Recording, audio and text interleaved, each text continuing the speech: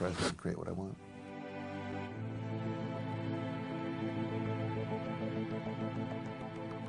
If I were teaching EFT to someone and they said, I don't want to focus on my fear because of the law of attraction, which means I'll attract it more, I say, look, here's the deal. You are unconsciously focusing on your fear all the time. It's your subconscious that needs to get reprogrammed in a sense. And so by focusing on it for a little bit of time, we can get rid of it so it's not unconsciously running you. I mean, I have a slide of an iceberg. I don't know if you've ever seen it, but there's about this much above the water, and then there's this huge thing below the water. I say this is how your mind works. It's 1/6 conscious and 5/6 subconscious. And it's your subconscious mind that's sabotaging you. And so if we want to be more successful, we need to remove or reprogram, delete, however you erase, whatever you want, the programming from the hard drive. And so basically, here's a technology that can do that. And so it's okay to focus on it for a few minutes because it's going to be gone forever. Makes much more sense. If you see, a lot of people have in my mind, misinterpreted law of attraction to say that I don't want to ever focus on reality. So my belief is you have to acknowledge reality and then choose what you want, and then there's a release process. Like if you look at The Secret, we talk about ask, believe, receive.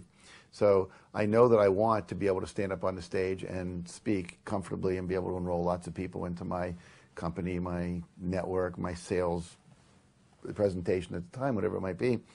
And then I have to release it and believe that it's possible. And if I only are working on the conscious level, not dealing with my unconscious beliefs that can sabotage me, all the intention in the world isn't going to get me where I want to go. I'll constantly trip up. I'll get myself in trouble. And then the final part is to receive, and that's to create a vibrational match for that which you want in your life.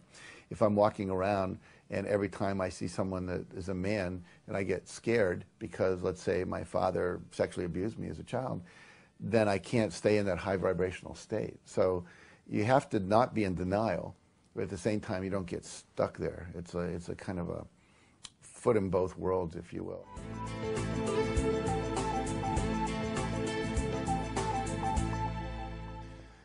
In my experience, the way you look at your life and figure out what your beliefs are is to look at what you currently have in your reality. In other words, if I'm poor, I obviously have some beliefs about money.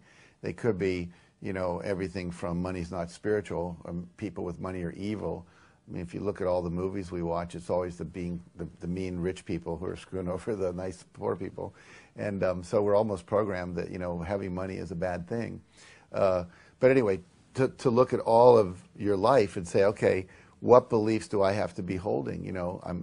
Men are bad, they only want one thing, there's not enough people to go around, the bosses are just trying to use me, whatever it might be. Now, so the first thing for me is to look at just what is my current reality. Second thing is I teach people, get together with a group of friends and brainstorm what are the things your parents said to you growing up that you think are still limiting you. If you get 5 or 6 people together and do that, and people start thinking things like, well, eat all the food on your plate, the kids in China are starving, and then you go, today if I go to a salad bar and I take a lot of food, even if I'm full, I keep eating it because I don't want the children in China to starve, whatever. So that brainstorming technique, you can come out with a lot of things. Children should be seen and not heard.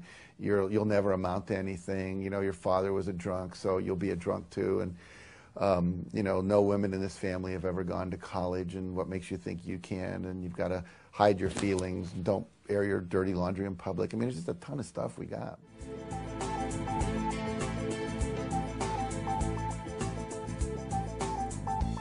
I think the most common blocks people have to having more money in their life is they don't believe they deserve it. There's, we know that, for example, 38% of all women in the state of California have been sexually abused or raped by the time they're 38. And, by the time they're 18, rather. And so what happens is that when I was doing my self-esteem seminars for years, people would come in and they really felt like they didn't deserve to be wealthy. There was something wrong with them. They were damaged goods. I remember doing a seminar for a Benedictine abbey down in Florida. And many of the monks there were there out of guilt, not out of a desire to be closer to God. One guy had taken an entire troop up the Rhine River during World War II. Everyone was killed but him, and he was the leader. So he came back, went on about a 3-week drunk, and then basically joined the monastery. And I said, so why did you join? He said, because I didn't believe I deserved to have any more pleasure in my life. I did kind of abrogate that. And so this sense of unworthiness is a big issue for people. I think there's a fear of being corrupted, becoming evil. There's deep subconscious programming that money is bad, you know. Filthy lucre, you heard that term? Don't put the money in your mouth, it's got germs on it, it's dirty, you know. People with money get corrupted, and certainly we've seen examples of that, but we've seen other examples, you know, where they get the money and they're not corrupted. So money is obviously not the variable. I think a lot of people are afraid. They've seen, they're afraid of rejection if they get money. You know, they grow up in a family and they see that they're not poor, they're not rich, the next door neighbor is. And they start resenting the neighbor for having stuff they don't have. And then as they grow older, they go subconsciously, I don't want to be resented, you know. And then I grew up, when I was in college, I had not roommates, but friends with names like Larry Rockefeller, Max Factor III, you know, and so forth. And these were all people that were extremely rich. And whenever you'd introduce them to somebody, they'd say, never say my last name. You know, hi, I'd like you to meet my friend Larry. Hi, I'd like you to meet my friend Max. Why? Because they're afraid people would only like them for their money. You know, I remember back in the 70s when there was an organization started for people who were inherited wealthy. And they were all running around in Birkenstocks and driving old Volkswagen Beetles, you know, and so forth. And no one knew they were wealthy, and they didn't want anyone to know they were wealthy.